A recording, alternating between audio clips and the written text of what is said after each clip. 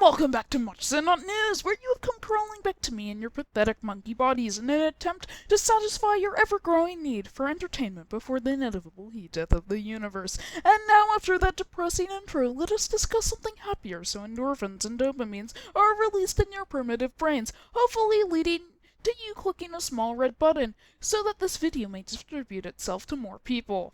Today we will be discussing internet commentators paid by the Chinese government, generally referred to as the 50-cent army or wumao. Somebody in the comments please correct me on how to say that. I will be attempting to join them so that I may understand them further and perhaps shine some light on them. All links to research are in the description. Disclaimer: I am not an investigative journalist. This is an anecdotal account of my attempt to join the 50-cent army, with some background research done.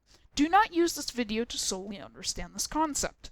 Do your own extensive research before coming to a conclusion, and do not base your political opinion off of memes or less informed commentators on the internet.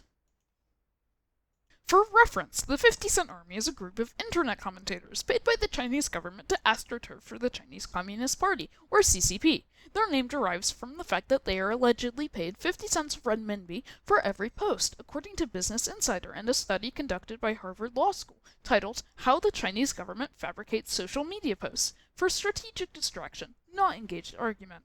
Their reach is estimated to be so high that 1 in every 178 posts is done by a member of the 50-cent army. However, data are sparse, and in another study in American Political Review, also conducted by Harvard, the number of commentators was put at 250,000 to 300,000, whereas in the study previously mentioned, the number was put at as many as 2 million. Interestingly, this study suggests that the army is generally used to cheerlead or support CCP policies, rather than debate other internet dwellers. In recent years, the role of the army is believed to have diminished due to the rise of nationalistic netizens that will tout the party for free. Well, that's great and all, but how do you join it? That's the whole point of this video, to get the inside scoop. I'm not Chinese, so I suppose I can't just walk into a government building and ask about it, but surely I can't just Google how to join 50-cent army.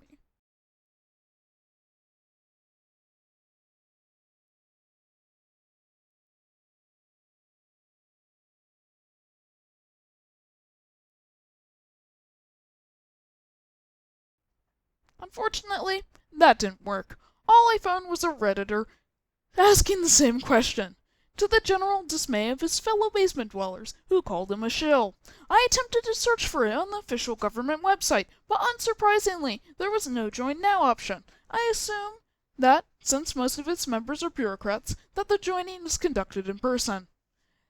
That leaves a couple of options left. I could identify those who have blatantly obvious pro-CCP tendencies and contact them to see if I could join them. Or I could make pro-CCP posts and try to get them to come to me. After some consideration, I decided on both. I chose Twitter for my attempts at sockpuppeting, since it is one of the biggest platforms, and started spamming pro-CCP posts. It really hurts what's left of my conscience to essentially be a troll. As such, I try to be as bad of one as possible, so hopefully people know not to take what I'm saying at face value.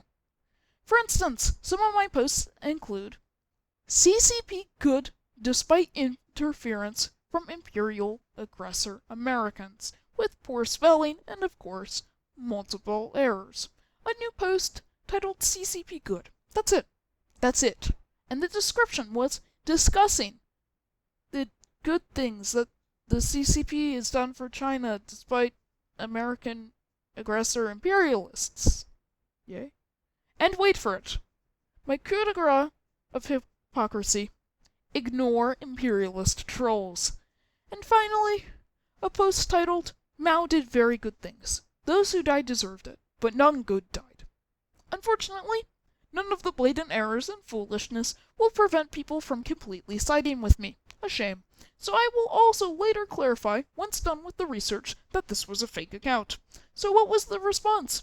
You'll have to wait till next time. But in the meantime, I have a boot-looking email to Raid Shadow Legends. Choose from hundreds of champions to write.